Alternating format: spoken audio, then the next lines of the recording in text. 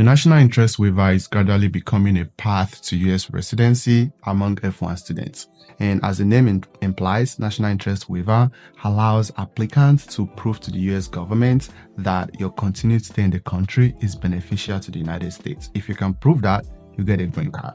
And the huge benefit of NIW is that it's a self-petition, which means you don't need a job, you don't need a sponsor to file this application yourself.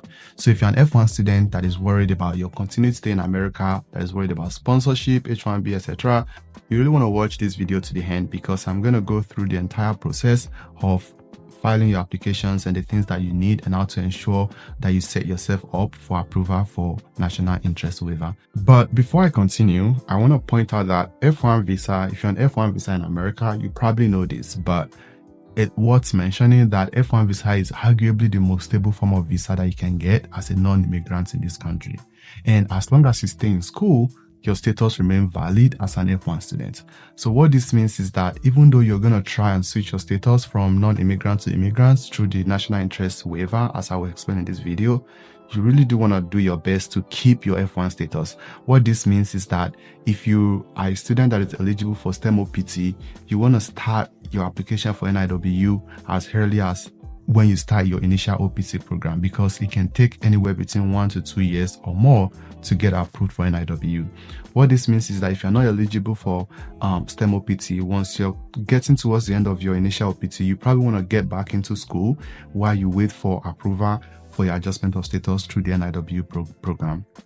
But whatever you do, ensure that you keep your F1 student status all through the process until you have your green card at hand. So let's go into more details about the entire NIW process. So a big overview of the process involves you petitioning that you are a credible person, that you're important, you're an important contributor in your field, and that your continued stay is gonna benefit the country. And that's what we call the petition. And you're going to fill a form called Form I-140. And once the Form I-140 gets approved, once the officer looks at the evidence that you submitted and they think, wow, this person would benefit the country in the long run, they will give you an approval. And then when you get that approval, you can submit a form known as Form I-485, which is basically adjustment of status, using the approval form from your Form I-140. So that's like a very short overview of how the process works. You file a petition from I-140, it gets reviewed by the immigration, they approve your Form I-140, you use the approval form to file Form I-485, adjustment of status, that is saying I'm trying to adjust my status from a non-immigrant to an immigrant. And that's like a very short overview of how the entire process works. And moving from petitioning to getting approval can take anywhere between 1 to 2 years, like I said. But for NIW, the most important part is that you need to prove your worth through that Form I-140 that you're submitting. You need to prove to the government that your continued stay is going to be beneficial to the country. What this means is that you need evidences that shows that you've contributed significantly to your field.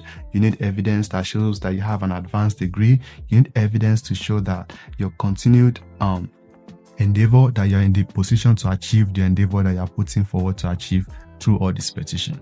But don't worry, I'm going to go into the details of all of this before the end of this video. But that's just the big picture or general overview to start with. So let's talk about the requirements that you need to file Form I-140, which is the petition itself. So 3 things are the basic requirements for NIW petition. Number 1, you need an advanced degree. You need to have a master's degree or a PhD degree. And I'm just going to go ahead and address a myth that is usually associated with this. You don't need to get a degree from the United States. It doesn't have to be from the United States. It has to be equivalent to what is considered advanced degree in the US. So even if you're doing your PhD program right now, but you got your master's degree in like a different country, you can still use that as your advanced degree for your NIW petition. That's number 1. Number 2, you need to show, or you need to establish a proposed endeavor that is of high benefits to the United States. You can think of this as like your grand project, things that you're working on that you believe is going to help this country to move forward. Something of national merit. For people that are in the STEM program, it's quite easy to do this because you can leverage your research question and build like a whole endeavor or propose an endeavor around that. And all my friends that have gotten NIW, that's what they did basically. They took their big thesis question or their dissertation question, and then they leveraged that and used that as their proposed endeavor that is of national interest in the United States. So you have people that are working on cancer, you have people that are working on HIV/AIDS and things like that, and that's very beneficial. Even people that are in public health, they leverage that, or even in agricultural science, they leverage that as their proposed endeavor that will benefit this country in the long run. And the third thing that you need as part of the requirements is you need to prove that you're in a position to really carry out that endeavor. So what this means can range from you, the type of job that you do right now, the type of research that you do right now, the people that are writing the recommendation letter for you, because you're going to need recommendation letter or affidavits. So if these people are saying, well, this person is an expert in their field, they have exceptional ability, their contribution is amazing, then they're basically establishing that you're in a position to achieve your proposed endeavor that you've laid out in the previous requirements. So don't forget 3 things. Number 1, you need a proof of advanced degree. It doesn't have to be a US degree, but it has to be equivalent to an advanced degree in the United States. Number 2, you need a proposed endeavor that is of national merit to the United States. Number 3, you need to show that you're in a position to achieve that your proposed endeavor, and that can come in various ways. So what I'm going to do for the next couple of minutes is go through all of these 3 requirements and how you can meet those requirements before you file your petition for your Form I-140 NIW Green Card. So the first part is proposed endeavor. I think this is a very important part to explore and talk more on, because a larger part of your petition is going to hinge on how important or how the officer perceived that project to be of national interest. So the people that are around me, like I said earlier on, they are mostly scientists in the life science field, and they've leveraged their dissertation research or their projects to establish their proposed endeavor. People that are working in cancer research, they use their dissertation question to establish how finding a cure or finding answer to their question is going to be of national interest, because there are so many people that are dying of cancer. The same thing with HIV/AIDS, things like that. And you can also, if you're not in STEM, some things that you can do or look at is think about how your projects or what you're working on or your thesis or endeavor, how it links to one of the big problems that this country is dealing with. Basically, think of cybersecurity, think of food security, think of safety, think of mental health. Those are things that you can on a very large scale think how your project fits into that, and write a very detailed narrative of how the answer that you're seeking or the work that you're doing or that you'll be doing would be of interest in solving those problems. This is important. You cannot take this part with levity hand, because a larger percentage of your approval or disapproval for the Form I-140 hinges on this particular proposed endeavor. So spend time to think about it. Have your friend look over your proposed endeavor and get input from people that are more knowledgeable than you or that are more experienced than you, and have them help you proofread your petition and how to establish that your work is of national interest. This is very important. Once you have the proposed endeavor written, you also want to show proof that you are in a position to achieve that proposed endeavor.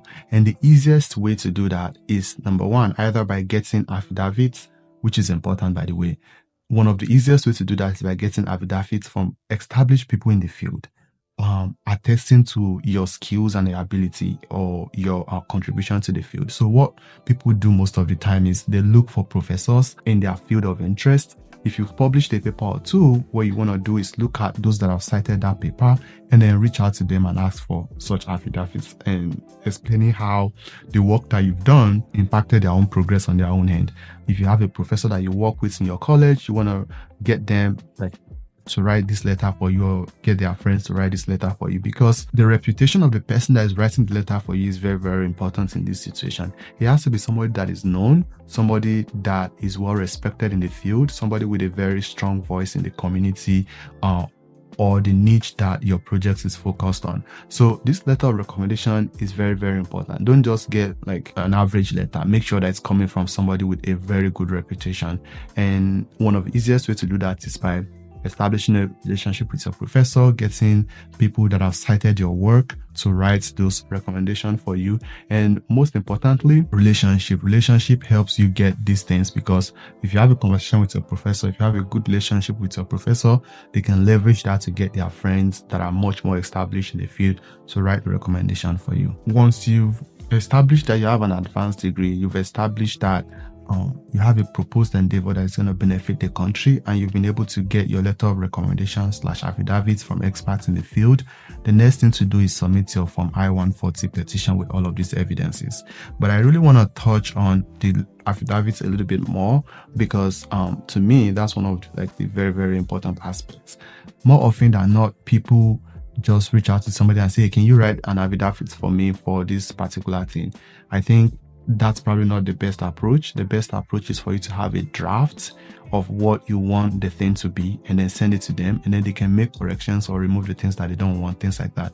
The reason why is because sometimes people want to write a letter for you, but because you're not really, let's face it, you're not on top of their priority, they have other things. They're just going to write average generic letter, or not dedicate time, or just postpone until it's too late. So you want to make it as easy for them as possible by having a template or something that they can easily just work with to get their message across, basically.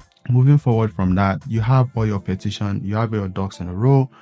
The next thing is to submit those evidence with the Form I-140 petition. Now you can do this in two ways. You can either do it the standard way, or you can do what is called premium processing. Premium processing, of course, costs money, but it means you're going to get a feedback faster than if you're doing it the standard way. If you're running out of time and you want to submit your adjustment of status early or something like that, you can do premium processing, or if you have the money. But if you don't, it's still fine, because as you see later down the line, adjustment of status takes time now, because there's sort of a backlog. In the past, it used to be in a way where you can submit your petition and adjustment of status at the same time. But now you have to submit your petition and then wait until your dates become current before you can submit adjustment of status. Either ways, you've submitted your petition, it becomes a waiting game. If it's from a center that is busy or less busy, you get a reply back from them within a year or so. And then once you get your approval, you're going to take that approval as an evidence for your Form I-485, which is the adjustment of status. And what that Form I-485 does is basically saying, having approved for I-140, so I'm trying to change my status without leaving the country, from being a non-immigrant person to being on immigrant visa. So once your date becomes current, you file this Form I-485, and then it becomes another waiting game again. You have to do medicals, you have to do fingerprinting and thumbprinting. They take all of those things. It's a very easy process, to be honest. You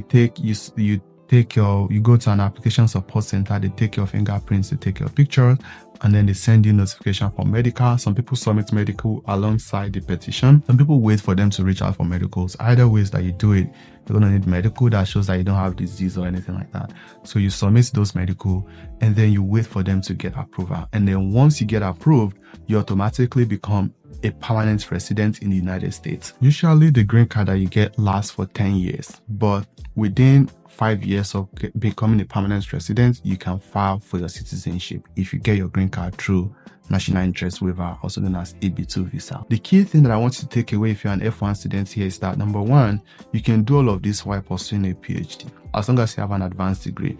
Number two, you can start this process and still go back to school while you're waiting for feedback from USCIS, because the process generally takes between a year or 2 years, because there are just a lot of backlog right now. So you want to plan accordingly to put yourself in a situation where you don't go out of status before you hear back from USCIS. And that's very important, because if you go out of status, you have to go outside of the country. You cannot adjust your status within the country if you go outside of status. So do your best to keep your F1 status while you're waiting to hear back from USCIS. So in wrapping up, I'd like to say that getting an American education can be a lot, especially when you think about the financial implication, when you think about the visa process and all the stress that is involved. But if you have the right information, there are access, or there are things that you can do to make the process less daunting, to make the process less difficult. An example of which is this National Interest Waiver path to residency that is honestly quite comparable to the Canada Express Entry program. So the point of this video is to show you that you can do it yourself. There's a way that you don't have to subject yourself to the brutal hardship of H1B and all of those things. There's a path for you to take, and if you start asking yourself important questions from your day one of getting here or towards the end of your program, you can leverage all this information to create an avenue for yourself to secure residency in the United States without subjecting yourself to all the hardship that we typically hear about of sponsorship and companies and people running out of status. So that's what I have for you in this video. Do not forget to like the video. Do not forget to drop a comment, and most importantly, do not forget to share with your friends that would benefit from the content of this video. And I hope to see you in the next one.